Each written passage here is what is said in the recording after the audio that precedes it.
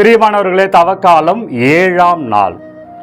இன்றைய செயல் உதவி செய்வோம். உங்களால் முடிந்த ஏதாவது ஒரு உதவியை நீங்கள் பார்க்குற மனிதர்களுக்கு, உங்களுக்கு கொஞ்சம் சம்பந்தம் இல்லாத மனிதர்களுக்கு, தெரிஞ்சவங்களுக்கு உதவி செய்கிறது ஈஸி, தெரியாதவங்களுக்கு செய்கிறது கஷ்டம். சின்ன சின்ன உதவிகளை இன்றைக்கு செய்வோமே.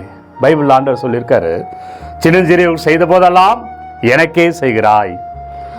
இன்றைக்கு நிறைய ஆண்டவர்கள், நிறைய இயேசுக்கள் உதவிக்காக காத்திருக்கிறாங்க. யாரெல்லாம் உதவிக்காக இருக்கிறாங்களோ அவங்களாம் நான் தான் அப்படின்னு சொல்கிறார் இயேசு.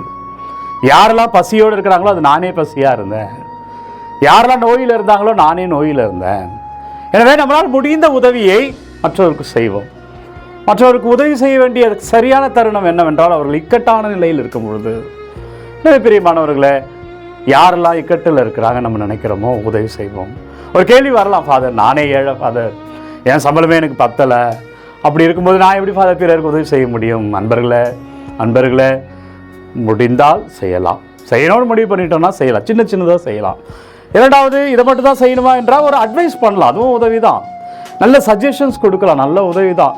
தனிமையில் இருக்கும்போது அவர்களோடு நம்ம இருக்கலாம், அதுவும் ஒரு உதவி தான். குழப்பத்தில் இருக்கிறவருக்கு ஒரு தெளிவை நம்ம தரலாம், அதான் டாமினேட் பண்ணக்கூடாது, நான் சொல்கிறது செய்யின்னு சொல்லக்கூடாது. ஒரு சஜஷன் மாதிரி நம்ம தெளிவை கொடுக்கலாம்.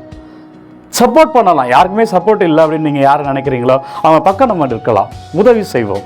இதெல்லாம் ரொம்ப பிளஸ்ஸிங்காக ஆசீர்வாதமாக இருக்கும். நாளைக்கு வேறு ஒரு செயலோடு நாளை தினத்தில் உங்களை சந்திக்கிறேன். God bless you. Take care. Have a nice day. உதவி செய்யுங்கள்.